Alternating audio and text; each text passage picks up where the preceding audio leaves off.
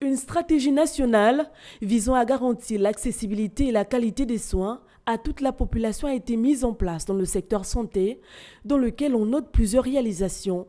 8 sites prioritaires ont été réceptionnés. Il s'agit des centres de santé et hôpitaux départementaux de Lekoni et Okonja, Ovan, Evadi, Fugamu, Ndende, Meduno et Minzik, dans le cadre du projet d'appui au secteur santé, PASS 2. Ce programme vise à mettre aux normes les structures de santé périphériques à travers la réhabilitation, l'extension, l'équipement et la construction de logements d'astreinte.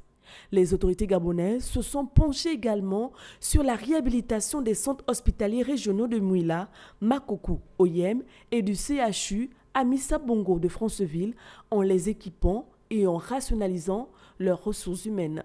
Le PASS 2 a permis la formation de plus de 500 personnels de santé sur l'ensemble du territoire, l'acquisition de 3 centrales de population d'oxygène, dont 2 au CHU de Libreville et 1 au CHU d'Ovendo.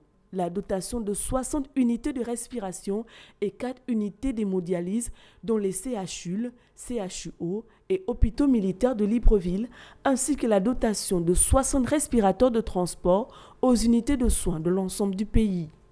Le secteur santé s'est également illustré avec la réception de 22 conteneurs représentant l'équivalent de 2 ans de stock de médicaments distribués aux pharmacies hospitalières des 9 provinces. Des centaines de Gabonais ont été pris en charge sur l'ensemble du territoire national à travers la caravane médicale nationale lancée le 28 mars dernier.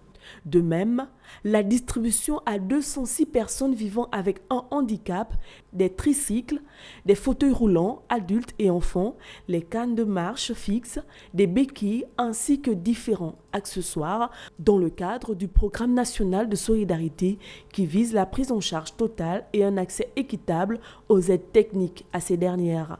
Ayant placé sa gouvernance sur le triptyque pragmatisme, patriotisme, proximité, le gouvernement Alain-Claude Bilibinze se veut proche des populations et témoigne sa solidarité à travers l'appui de la Caisse nationale d'assurance maladie et de garantie sociale à près de 500 assurés, notamment souffrant de l'insuffisance rénale chronique qui sont pris en charge. La mise en place de la gratuité de l'hémodialyse depuis le début de la mission médico-chirurgicale fait des heureux au sein de la population. Cette mission, qui rentre dans le cadre de la réforme des prestations sociales instruite par le chef de l'État Ali Bongo Ondimba, permet de réduire le nombre d'évacuations des insuffisants rénaux. À ce jour, selon la direction générale de la dite structure, les séances d'hémodialyse prescrites dans le cadre de leur traitement sont couvertes à 100% par la Caisse nationale d'assurance maladie et de garantie sociale.